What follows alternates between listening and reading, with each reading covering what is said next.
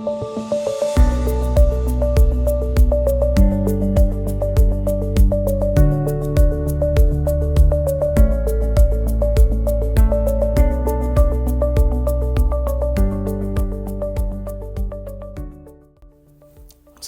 እንደምን አላችሁ? ይሄ የኤአይ ኢንተግሬትድ ዲጂታል ማርኬቲንግ ኮርስ ነው። በዚህ ኮርስ ላይ የምናያቸው ነገሮች ዝርዝሮች እዚህ ጋር አሉ። ዲጂታል ማርኬቲንግ ኢኮሲስተም፣ ማርኬቲንግ ሴግመንቴሽን፣ ታርጌት ማርኬት እና የመሳሰሉትን አንድ በአንድ ቼክ የምናደርግበት ይሆናል ማለት ነው። ከኮር ኮንሰፕቱ ስንነሳ ማርኬቲንግ ማለት ምን ማለት ነው? አብዛኛው ሰው የተሳሳተ አመለካከት ሊኖረው ይችላል ስለ ማርኬቲንግ። ማለትም አንድ ሰው ማርኬቲንግ ማለት አድቨርታይዝመንት ነው ብሎ ሊያስብ ይችላል፣ ፕሮሞሽን ነው ብሎ ሊያስብ ይችላል። ግን ማርኬቲንግ ማለት አንድን ቢዝነስ ከከስተመር ጋር የምናገናኝበት ብሪጅ ነው ማለት ነው። እንዴት ነው እንደዚህ የሚያደርገው? ቢዝነሱ ቫሊዩ ዴሊቨሪ ያደርጋል ለከስተመሮቹ፣ ከስተመሮቹ ደግሞ ለቢዝነሱ አሴት ይጨምሩለታል።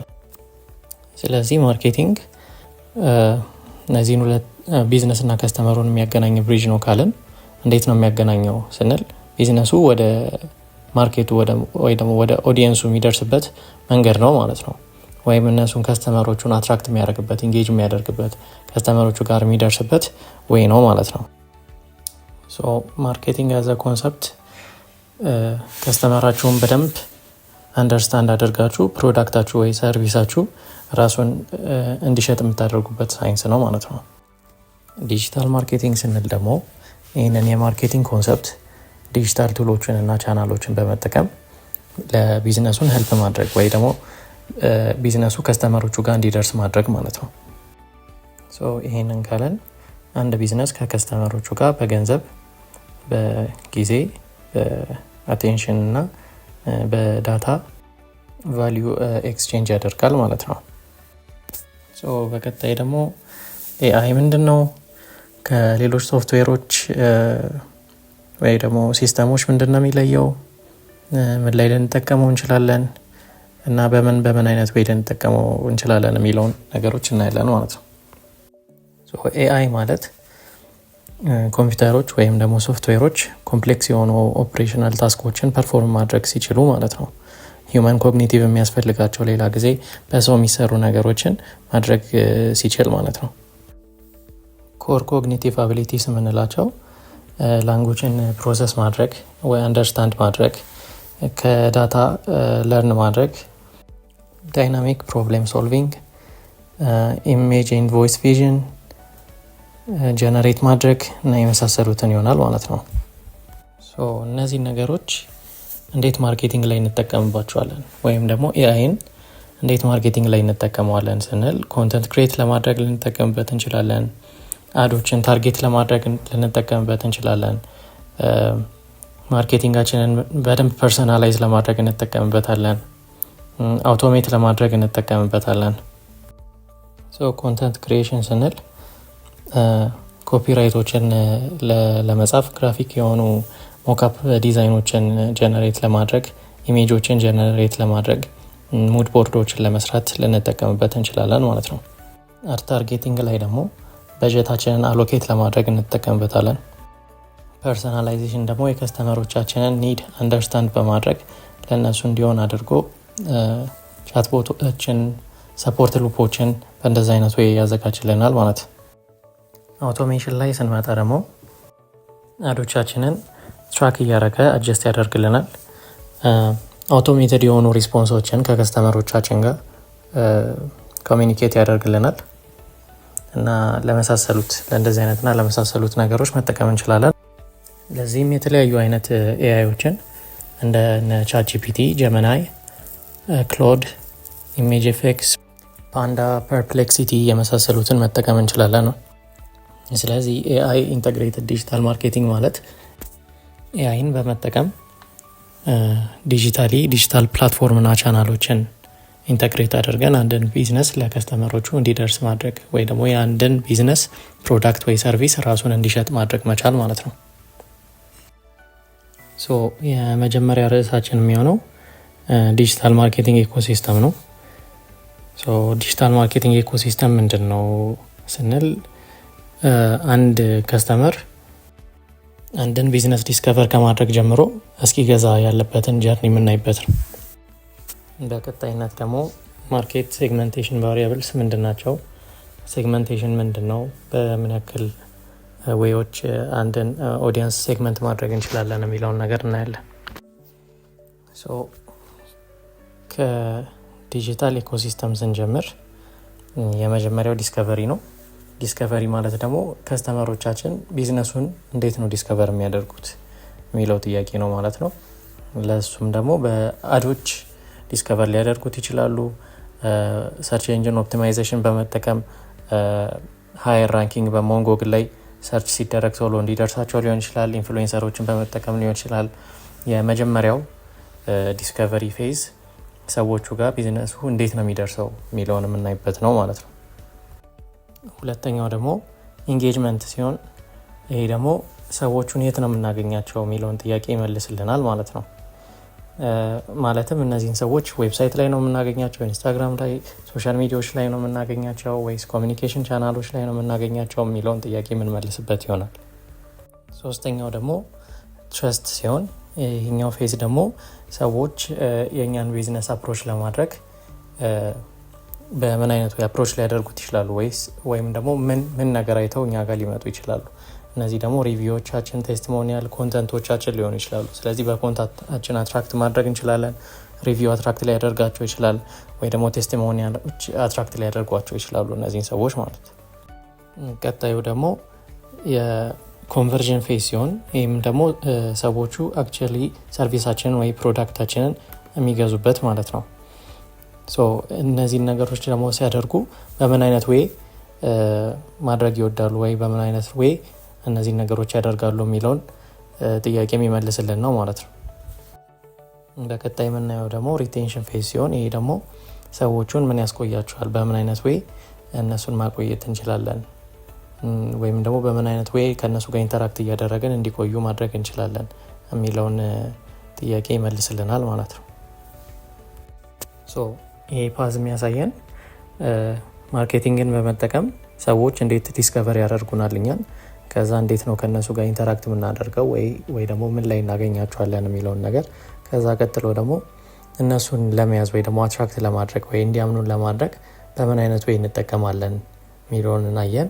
ከዛ ቀጥሎ እነሱን ሰዎች ደግሞ እንዴት እንዲገዙ ማድረግ እንችላለን፣ ከገዙም በኋላ ደግሞ እንዴት ኢንጌጅ እያደረጉ ከኛ ጋር መቆየት ይችላሉ የሚለውን ነገር በአጠቃላይ ኢኮሲስተምን ይገልጽልናል ማለት ነው።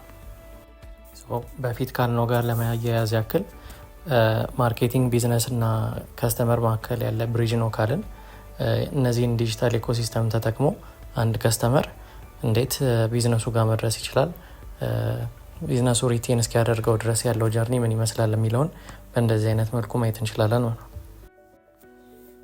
ቀጣይ ወደ ሴግመንቴሽን ስንመጣ ደግሞ ሴግመንቴሽን አንድን ከስተመር ወይ ደግሞ ለቢዝነስ የሚሆኑ ክላይንቶችን በግሩፕ ከፋፍሎ ማየት ማለት ነው።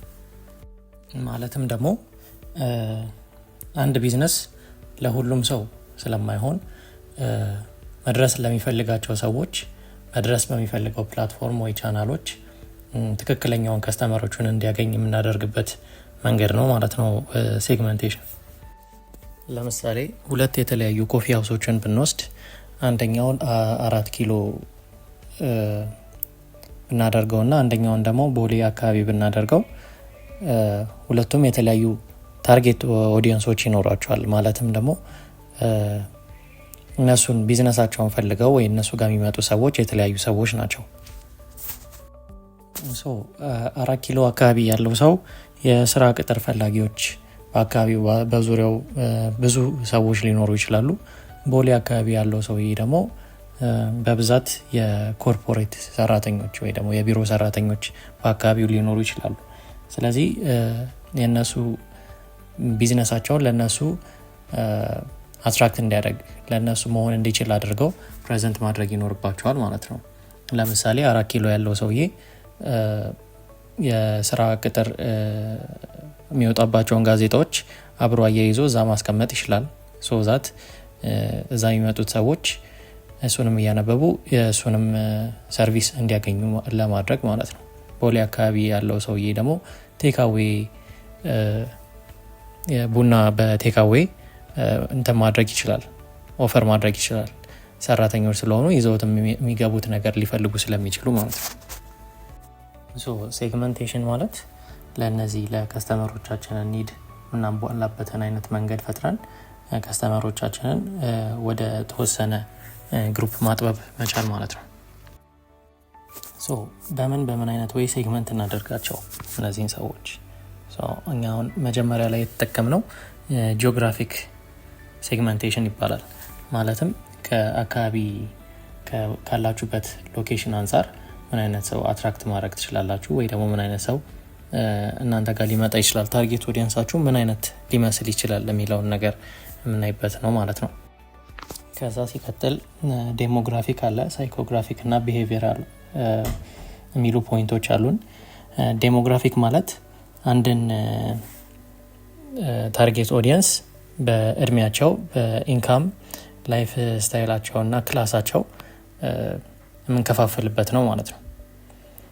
ወደ ሳይኮግራፊ ስንመጣ ደግሞ ሳይኮግራፊ ሞስትሊ ስለ ቫሊዋቸው እንዴት ነው እነዛ ከስተመሮች የሚያስቡት፣ የሚውሉበትን ቦታ ምን አይነት ኢንተራክሽን ይኖራቸዋል የሚለውን የምናጠናበት ነው ማለት ነው። ወደ ቢሄቪየራል ስንሄድ ደግሞ እነዚህን ሰዎች እንዲገዙ የሚያደርጓቸው ቢሄቪየሮች ምንድን ናቸው? ኢሞሽናል ባየሮች ናቸው ወይስ ትሬንድ ተከታዮች ናቸው? እነዚህ የመሳሰሉትን ነገሮች ደግሞ ቢሄቪየራል ብለን እንከፍላቸዋለን ማለት ነው። እሺ፣ በቀጣይነት የምናየው ደግሞ ከስተመር ፐርሶና ይሆናል ማለት ነው። ማርኬት ሴግመንቴሽን ቫሪያብሎችን አየን። በዴሞግራፊ፣ ሳይኮግራፊ፣ ጂኦግራፊ እና ቢሄቪየራል ብለን ሴግመንት ካደረግናቸው በኋላ እነዚህን ሴግመንት ያደረግናቸውን ሰዎች ደግሞ ሪፕሬዘንት ሊያደርጉልን የሚችሉ አርኪታይፖች ከነሱ ውስጥ እንመርጣለን ማለት ነው። እነዚህ አርኪታይፖች ምንድን ናቸው?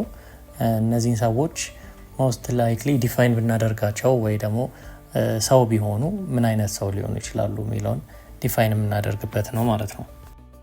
ስለዚህ አርኪታይፕ ስንመርጥ ከመሬት ተነስተን ወይ ደግሞ ፊክሽናል ካራክተር አድርገን እንደዚህ አይነት ሰዎች የኔም ፕሮዳክት ሊጠቀሙ ይችላሉ የሚል አሰምሽን ይዘን ሳይሆን በዳታ ላይ ቤዝ ባደረገ አሁን ለምሳሌ ብንወስድ የ4 ኪሎን ወይ ደግሞ የቦሌውን የኮፊ ሾፕ ብንወስድ እዛ በተደጋጋሚ የሚመጡት ምን አይነት ሰዎች ናቸው፣ ምን አይነት ነገር ይፈልጋሉ፣ ፔን ፖይንቶች ምን አሏቸው የሚሉትን ነገሮች ወስደን ከእነሱ ውስጥ ጨምቀን አንድ ሰው እንሰራለን እንደማለት ነው። ከስተመር ፐርሶና የሚሰራው ወይ ደግሞ ዴቨሎፕ የምናደርገው አይዲያል ከስተመራችንን ለማወቅ ነው። ስለዚህ አይዲያል ከስተመራችን ምን አይነት ሰው ነው የሚለውን ፐርሰናሊቲ ነው ዴቨሎፕ የምናደርገው ወይ ደግሞ ፐርሰን ነው ዴቨሎፕ የምናደርገው ማለት ነው። ይህንን ለማድረግ ደግሞ በተደጋጋሚ እኛ ጋር ከሚመጡ ሰዎች ወይም ደግሞ ከነሱ በምንወስደው ዳታ፣ ከተለያዩ ሰዎች በምንወስደው ዳታ እነዛ ሰዎች እንዴት ነው የሚያስቡት፣ እንዴት ነው ፊልም የሚያደርጉት የሚሉትና የሚያወሩት ነገር ምን አይነት ነገር ነው፣ ፔኖቻቸው ምንድናቸው፣ ጌኖቻቸው ምንድናቸው የሚሉትን አይነት ነገሮች አጣርተን ጨምቀን ሳይኮሎጂያቸውን ወይ ደግሞ ከስተመራችንን ዲፋይን ለማድረግ እንሞክራለን ማለት ነው። እነዚህን ነገሮች በማወቅ ለታርጌት ከስተመራችን ወይ ደግሞ ለአይዲያል ከስተመራችን የሚሆነውን አይነት አፕሮች እንቀርጻለን። ኮንክሉድ ስናደርገው ከስተመር ፐርሶና ማለት የእኛን ከስተመሮቻችንን ሊወክል የሚችልልንን ሰው ከስተመር ፐርሶናችንን ዲፋይን ካደረግን በኋላ ደግሞ ከስተመራችን ከቢዝነሳችን ጋር እንዴት ነው ዲጂታል አላይመንት እንሰራለት የሚለውን ነገር እናያለን ማለት ነው። ማለትም ለነዛ ከስተመሮች ምን አይነት ቫልዩ ነው አድኛ የምናደርግላቸው፣ በምን አይነት ዌይ ምን አይነት ቦታ ላይ ነው ለእነሱ የምንደርሰው፣ ከዛ ከስተመሮቻችን ደግሞ ከኛ ምን ያገኛሉ። ይህንን ኤክስፕሌን ለማድረግ ደግሞ ሎክ ኤንድ ኪ ሜካኒዝም እንጠቀማለን። ማለትም የኛ ፕሮዳክት ዲጂታሊ እንዴት ከከስተመራችን ጋር ላይን ማድረግ አለበት የሚለውን የምናይበት ይሆናል ማለት ነው። አሁን ለምሳሌ ቅድም ከወሰድነው ኤግዛምፕል ላይ 4 ኪሎ አካባቢ በስራ የሚፈልጉትን ሰዎች ወይም ደግሞ እዛ አካባቢ ስራ ለመፈለግ የሚመጡትን ወጣቶች አትራክት ለማድረግ ወይ ደግሞ እነሱ ጋር ለመድረስ ዲጂታሊ ምን አይነት ሜቶዶችን እንጠቀማለን፣ ምን አይነት ፕላትፎርሞችን እንጠቀማለን የሚለውን ነገር የምናይበት ነው ማለት ነው። ሶ ከነሱ ጋር ዲጂታሊ አላይን ለማድረግ እነዚህ ሰዎች ስራ የሚፈልጉ ከሆነ ስራ የሚፈልጉ ሰዎች ምን አይነት ቦታ ላይ ይሄዳሉ፣ እዛ ቦታ ላይ የኛን ነገር ደግሞ በምን አይነት ወይ አፕሮች እናደርጋቸዋለን እነሱን የሚለውን የምንሰራበት ይሆናል ማለት ነው። ሶ በመቀጠል ደግሞ ብራንዲንግ ፈንዳሜንታልስ እናያለን። ብራንዲንግ ትልቅ ኮንሰፕት ቢሆንም በትንሹ ውስጡ ምን ያካትታል፣ ብራንዲንግ ለምን ይጠቅመናል የሚሉትን ነገሮች ለማየት እንሞክራለን። አሁንም ከተሳሳተው አመለካከት ለመጀመሪያ ያክል ብራንዲንግ ሎጎ ማለት ብቻ አይደለም። ብራንዲንግ ማለት አንድን ቢዝነስ ሬኮግናይዝ የምናደርግበት፣ ሚኒንጉን የምንለይበት እና ደግሞ እሱን የምንመርጥበት ምክንያቱ ማለት ነው። አሁን ምሳሌ ብንወስድ ከጅማ አንድ የሆነ የታሸገ ቡና ይዛችሁ ብትመጡና ከዛ ቡናውን በጣም አሪፍ ሆኖ ብታገኙት ቡናውን በጣዕሙ ልትመርጡትና ሪኮግናይዝ ልታደርጉት ትችላላችሁ። እሱም ቡና ደግማችሁ የማግኘት ቻንሳችሁ ግን ዝቅተኛ ይሆናል። ይህም ደግሞ ወደ የትኛው ሀሳብ ይወስደናል? አሁን አንድ ብራንዲንግ ስትሮንግ ብራንዲንግ አለው ለማለት ምን ማካተት አለበት ወደሚለው ይወስደናል ማለት ነው። አንድ ብራንድ ራሱን ወይ አንድ ድርጅት ራሱን ብራንድ ሲያደርግ ከሌሎች የሚለየኝ ነገር ምንድን ነው በሚለው ነው የሚጀምረው። ወይም ደግሞ ከሌሎች ከኮምፒውተሮቹ የሚለየው ነገር ምንድን ነው ከሚለው እንጀምራለን። እሱ ደግሞ ፖዚሽኒንግ ወደሚለው ተርም ይወስደናል። ፖዚሽኒንግ ማለት አንድ ድርጅት ራሱን ከሌሎች የሚለይበት ጥራት ሊሆን ይችላል፣ ውበት ሊሆን ይችላል። እንደ ከቡናው ጋር የምናይ ከሆነ አስተሻሸግ ሊሆን ይችላል፣ የታጠበ ሊሆን ይችላል፣ የተፈጨ ሊሆን ይችላል፣ ሮስት የተደረገ ሊሆን ይችላል። ከማርኬት ካለው ማርኬት ጋር እነሱም በምን ይለያቸዋል የሚለው ነገር ፖዚሽኒንግ ይባላል ማለት ነው። ቀጣዩ ተርም ደግሞ አይደንቲቲ ሲሆን ይሄ ደግሞ ብራንዱን ከስተመሮቹ እንዴት ነው የሚያዩት፣ ሉክና ፊሉን ማለት ነው።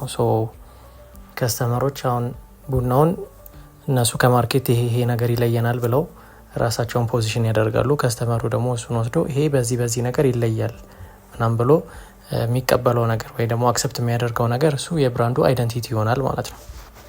ሰዎች ፐርሲቭ የሚያደርጉበት መንገድ አይደንቲቲ እንለዋለን። ከዛ ቀጣዩ ተርም ሶስተኛው ተርማችን ሎጎ ሲሆን ይሄ ደግሞ ሜን ሪኮግኒሽን ሲምቦል ነው ለአንድ ብራንድ። ለዛም ነው ብዙ ሰዎች ሎጎን ከብራንድ ጋር ኮንፊውዝ የሚያደርጉት። አራተኛው ተርማችን ከለር ነው። ከለር ደግሞ የብራንዱ ኢሞሽናል እና ቪዥዋል ኮድ ነው። ራሱን ሪፕሬዘንት የሚያደርግበት እንደ ሎጎ ኢሞሽናቸውንም ሰዎች የሚፈልጉትንም ኢሞሽን ለማንጸባረቅ እንጠቀምበታለን ማለት ነው። እዚህ ላይ ምሳሌ ቢጫና ቀይ ቀለሞችን አብዛኛው በርገር ቤቶች ልናያቸው እንችላለን። እነዚህም ደግሞ ለአፒታይት እና የመብላት ፊሊንጋቸውን እንዲጨምሩ ታስበው የሚደረጉ ናቸው ማለት ነው። ቀጣይ የምናየው ታይፖግራፊ ነው። ታይፖግራፊ ደግሞ የጽሁፍ ስታይል ሲሆን ብራንዱ እኔን ሪፕሬዘንት ያደርገኛል እና ከኮንሱመሮች ጋርም ደግሞ በሚፈልጉት መንገድ ኮሚኒኬት አደርግበታለሁ ብሎ የሚያስበውን የጽሁፍ አይነት ይመርጣል ማለት ነው።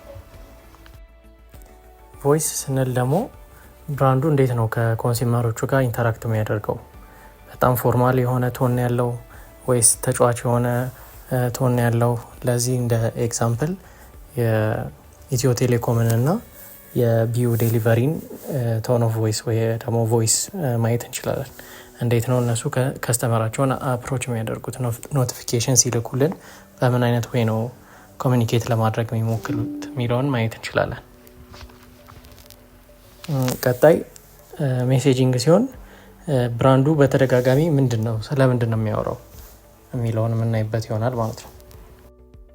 አንድ ብራንድ እነዚህን 7 ነገሮች በደንብ አዋቅሮ ከያዘ ስትሮንግ ብራንድ አለው ማለት እንችላለን። አንድ ድርጅት ስትሮንግ ብራንድ አለው ማለት እንችላለን ማለት ነው። እነዚህን 7 ነገሮች ኮንሲስተንትሊ መጠቀም የሚችል ከሆነ ስትሮንግ ነው ማለት እንችላለን። መጨረሻ ላይ ብራንዲንግን አክሮስ ዲጂታል ፖይንትስ እንዴት ልንጠቀመው እንችላለን? ብራንዲንጋችንን በዌብሳይታችን ማሳየት እንችላለን፣ ሶሻል ሚዲያዎቻችን ላይ ማሳየት እንችላለን፣ በአድ ማሳየት እንችላለን፣ ኢሜይል ስንላላክ ብራንዶቻችንን ማሳየት እንችላለን፣ በሰርች ኢንጂኖች ላይ ማሳየት እንችላለን። እነዚህን ፍሬምወርኮች ማለት ነው።